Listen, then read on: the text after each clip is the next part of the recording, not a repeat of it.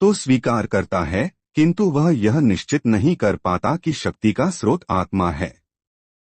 जो भी हो, औषधि विज्ञान यह स्वीकार करता है कि शरीर की सारी शक्ति का उद्गमस्थल हृदय है।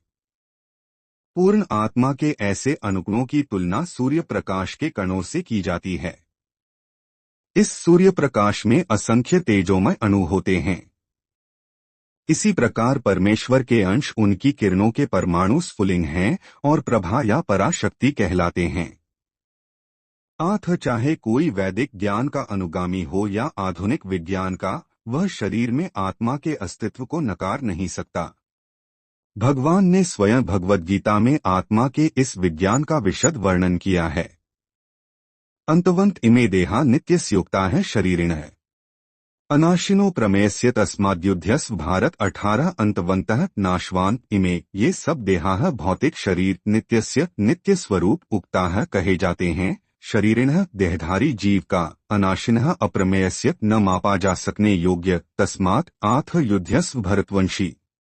कभी नाश न होने वाला, युद्ध करो, भारत है अविनाशी, अप्रमेय तथा शाश्वत जीव के भौतिक शरीर का अंत अवश्यंभावी है। आथ है भरतवंशी, युद्ध करो। तात्पर्य भौतिक शरीर स्वभाव से नाशवान है।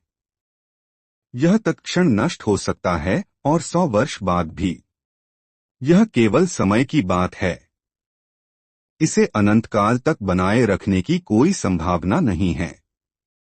किंतु आत्मा इतना सूक्ष्म है कि इसे शत्रु देख भी नहीं सकता, मारना तो दूर रहा। जैसा कि पिछले श्लोक में कहा गया है, यह इतना सूक्ष्म है कि कोई इसके मापने की बात सोच भी नहीं सकता। दोनों ही दृष्टि से शोक का कोई कारण नहीं है, क्योंकि जीव जिस रूप में है, न तो उसे मारा जा सकता है, न ही शरीर को कुछ समय तक या स्थायी रूप से बचाया जा सकता है। पूर्ण आत्मा के सूक्ष्म कण अपने कर्म के अनुसार ही यह शरीर धारण करते हैं। धार्मिक नियमों का पालन करना चाहिए। वेदांत सूत्र में जीव को प्रकाश बताया गया है, क्योंकि वह परम प्रकाश का अंश है।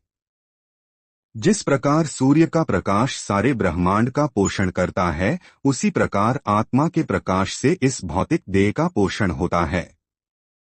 जैसे ही आत्मा इस भौतिक शरीर से बाहर निकल जाता है, शरीर सड़ने लगता है। आत्मा ही शरीर का पोषक है। शरीर अपने आप में महत्वहीन है। इसीलिए अर्जुन को उपदेश दिया गया कि वह युद्ध करे और